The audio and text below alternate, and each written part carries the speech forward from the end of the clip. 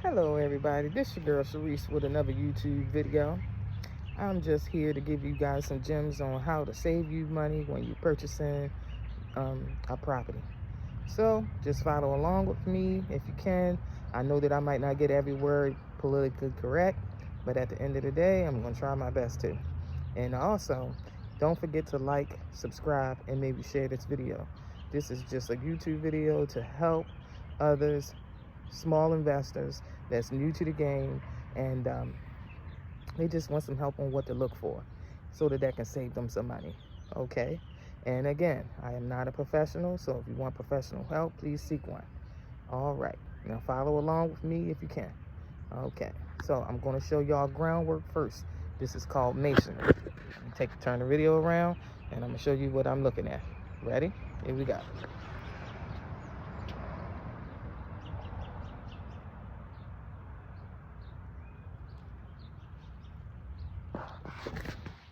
Now, what I just showed y'all is called the sidewalk. Okay, so now, with the sidewalk,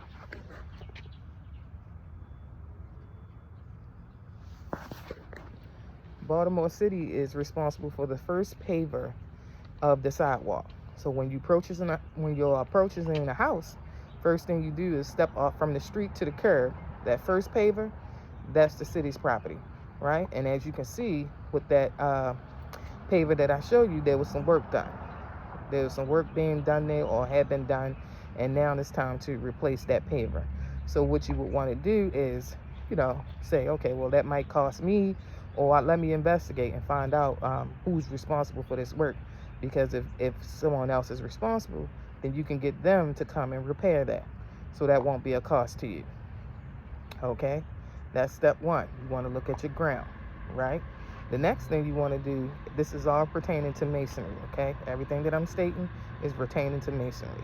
So now I show you these steps, right?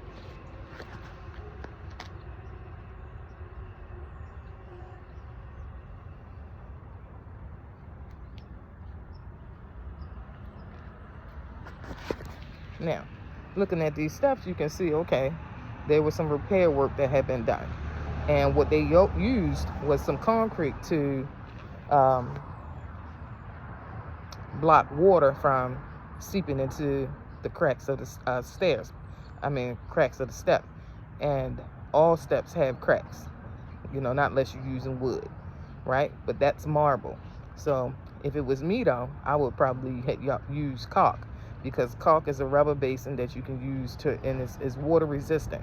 So basically, it'll make the water resistant, so the water will just bounce off of it.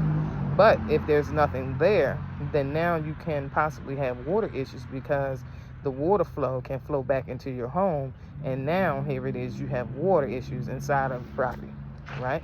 So that's another masonry issue. So let's say, for instance, we want to look at the property, right? So you want to look for major cracks, and I'm just showing you a scenario. Now I'm showing you this stone wall, and I'm showing you cracks, just to show you, like, you got some cracks that could be major, and then you got some cracks that may not be major, right? So of course those cracks, they're not major because you don't have no brick peeling or chipped away, so therefore you wouldn't have to worry about that.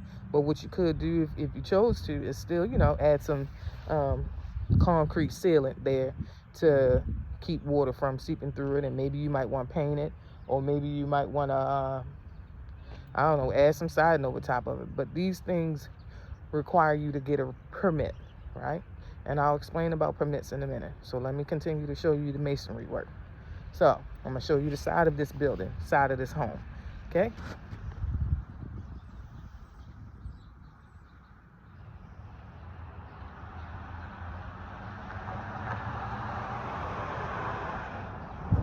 Now what we're looking at is called an exterior wall, right? An exterior wall is the outside wall of a structural building or home. That's what we're looking at, a home, right? So basically what I'm showing you now is waterproofing. The black lining that you see that's at the bottom of this property, the base of the home, this is where waterproofing goes.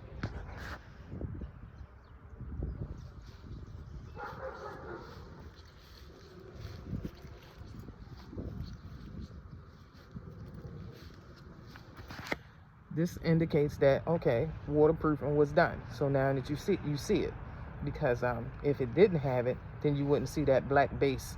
That's a basin. It's a sealant that goes around the side of your property, which you dig 3 feet deep, and then you seal everything, and then you replace the dirt back. But you have to get a permit to do that.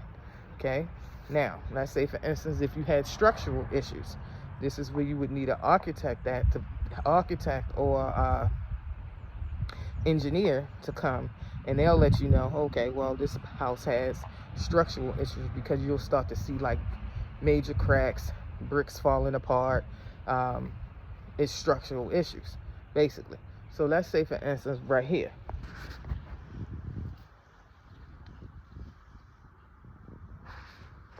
Now, what that is considered as some patchwork, and it was patched because obviously the person who had the property, maybe they might have added an HVAC pipe that came from the basement and added it to come outside of the wall, and they thought that they could do it. And obviously the inspector made them move it because that was an incorrect location. So, and the reason why they probably thought they could, because there's no property next door, right? So just because there's no property next door to you doesn't mean you have the right to go outside of an exterior wall, because if the lot is not owned to you, then you can't go outside of that property. But if it's owned to you, then you can. So continue to follow me along, right? Follow along with me. Now I'm going to show you the fencing. So this is fencing.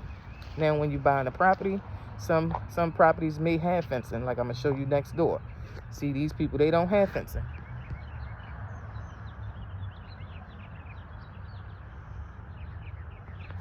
It's damaged, and pretty much if you wanted to be able to get new fencing added, you would have to create a permit, have drawings, and state what you want on your drawings, because you have to get permission from your city or county. Okay. Now you can draw these drawings yourself, which it would probably be just adding a house and then indicating, I'm going to remove and replace existing fencing to replace it with what you're replacing it with, rather if it's wire and pipe, or rather if it's wood. You would do 4x4s, and you would do 1x6s, or dug ears. Some people call them dug ears, 1x4s. It all depends on how you're doing your fencing. But anyway, the example would be, okay, because you still have to do masonry work, because you're going into the concrete to add your 4x4s. So again, this is where your permit come in at, and you would say, okay, I need how long your fence is maybe, let me give you an example. This fence might be 14 feet wide, long, right? 14 feet long, and then it might be, let's say hypothetically, 10 feet wide. So you would say, okay, I'm adding a 14 feet long by 10 feet wide fencing, replaced and remove fencing, and tell them what you're going to add. I'm going to add 4x4 post, which is going to be because your fence have to be 6 feet high. The highest your fence can go is 6 feet high. So it would be using 4x4s. I'm gonna have 14 4x4 posts. I'm gonna have let's see, I'm using 8. No, I'm gonna use 6. No. Well, anyway, and then I'm gonna use let's say altogether I'm gonna use 14 4x4s. That's just an example. And then I'm going to use the 1x. I might have 150 1x6s or dug ears. And I'm going to install and replace, right? And you have to get a permit for that. Now, also what you want to look at is, let's see, the side of the house, right? The side of the house. See up there? Obviously, there was a pipe that was there that came from the roof down, and they did some work there. So of course it needed some masonry work, which was repairing that, repairing the brick. And what they did, they stuccoed it, so that therefore no water could seep through the bricks of the home, the exterior wall. So now, you know, you want to get the roofer to come, and that's when the roofer can do, you know, the granulated rubber, or he can do excuse me, you can do let's see, brick. Well, masonry is required of brickwork, concrete, stone, granite, limestone, cast stone, glass blocks, and concrete blocks. Those are all the things that is required in masonry, right? And and whatever you have, if you have those things, then that's what you have to get repaired. That's the contractor that you use. Now, for the roofer, which is a framer as well, he can frame your roof. He can also install your roofing shingles, material, or rubber, whatever you may have. It's a lot of different scenarios to it. So going step by step, I'm just trying to give you some scenarios, okay? So let's say, for instance, if you have a bump out. A bump out is, see how this house has, it looks like 4 feet of, it's 4 feet away from the house. So meaning as though it's 4 feet away from the house, they extended it, right? It's called the bump out. They extended it to make it 4 feet longer, and they had to add bracing. So what you see here is 4x6 posts.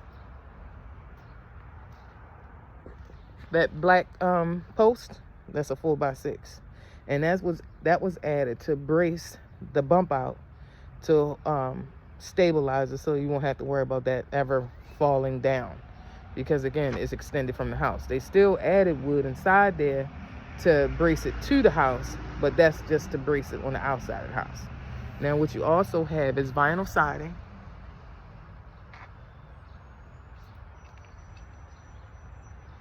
and you have gutters.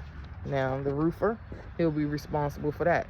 So when you got him to do you an estimate, you ask him, say, okay, I need for you to do a flat roof, or you might have an A-frame, or you might have, it's several different types of roofing. I probably can go into that a little more later on in another video. But for the meantime, I just want to give you some examples, okay? So follow along with me.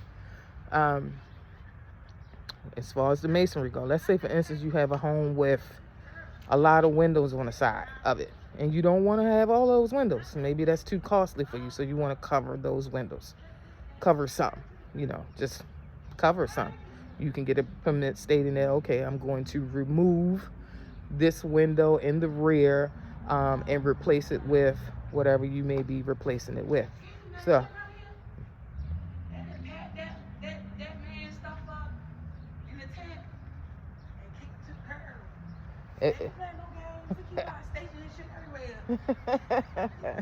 time to go.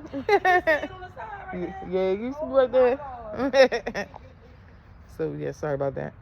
So what you would do is, again, you would, you know, cover it with, you can cover it with vinyl siding, or you can concrete it back with brick. Concrete it. I mean, you can brick it to reseal it back, so you just won't have that addition to your house anymore. And I'm hoping that this has been helpful to you guys, as far as, you know, when you into these phases. So on the outside of your house also, you might need a sub pump, because some houses you have to add a sub pump in the basement, and you might have a dip, like a stairwell that leads into your basement from the outside, and water goes down into that area of the home, right? So sometimes you would have to have a drain that will be added into that